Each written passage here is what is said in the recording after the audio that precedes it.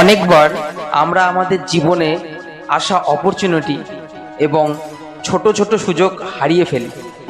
একবার এমনই কিছু হলো দুটো মাছ ধরা ব্যক্তির সাথে। দুজন খুব মনে জোর নিয়ে তাড়াতাড়ি কোনো মাছ ধরতে চাইছিলেন। দুজন নিজেদের ছিপ জলে ফেলে মাছ ধরার আশায় বসেছিলেন। এবার কিছুক্ষণের মধ্যেই প্রথম ব্যক্তির বড়শিতে একটা বড় মাছ ধরা পড়ল এবং সে মাছটাকে দেখে খুব খুশি হলো।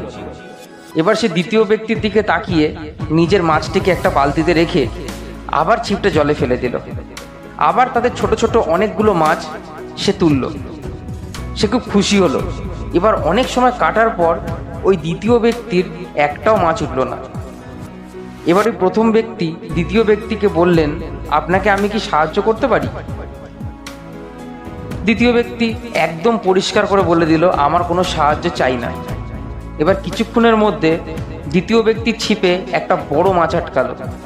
দ্বিতীয় ব্যক্তি মাছটাকে ধরার পর মাছটাকে দেখে ডাঙায় তুলে জলে ফেলে দিল। এই ব্যাপারটা দেখে প্রথম ব্যক্তি অবাক তো হলো, কিন্তু কিছু বলল না। এরকমভাবে এবার অনেক রকমের বড় মাছ দ্বিতীয় ব্যক্তির ছিপে আটকালো, কিন্তু সে প্রতিটা মাছ তোলে, দেখে, আবার জলে ফেলে দেয়। এবার এই দৃশ্য থেকে একটা প্রথম ব্যক্তি না থাকতে পেরে দ্বিতীয় ব্যক্তিকে জিজ্ঞাসা করলো, তুমি সব বড় মাছকে ধরে ছেড়ে দিচ্ছ কেন? দ্বিতীয় ব্যক্তি বলল, ওই সব মাছ বড় ছিল, আর আমার কাছে রান্না করার কড়াই ছোট, ওতে ধরবে না, তাই আমি মাছগুলো ছেড়ে দিলাম।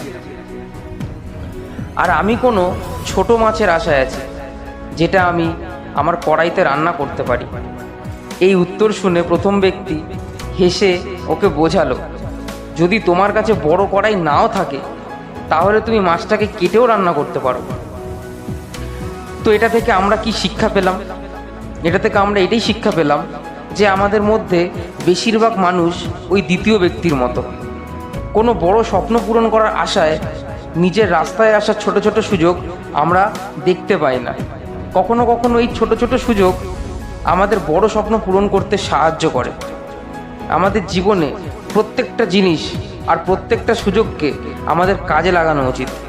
আর হতে পারে এই ছোট ছোট সুযোগ থেকে আপনি অনেক বড় লক্ষ্য পূরণ করতে পারবেন। আর মনে রাখবেন, স্বপ্ন আপনার, তো পূরণ আপনাকেই করতে হবে।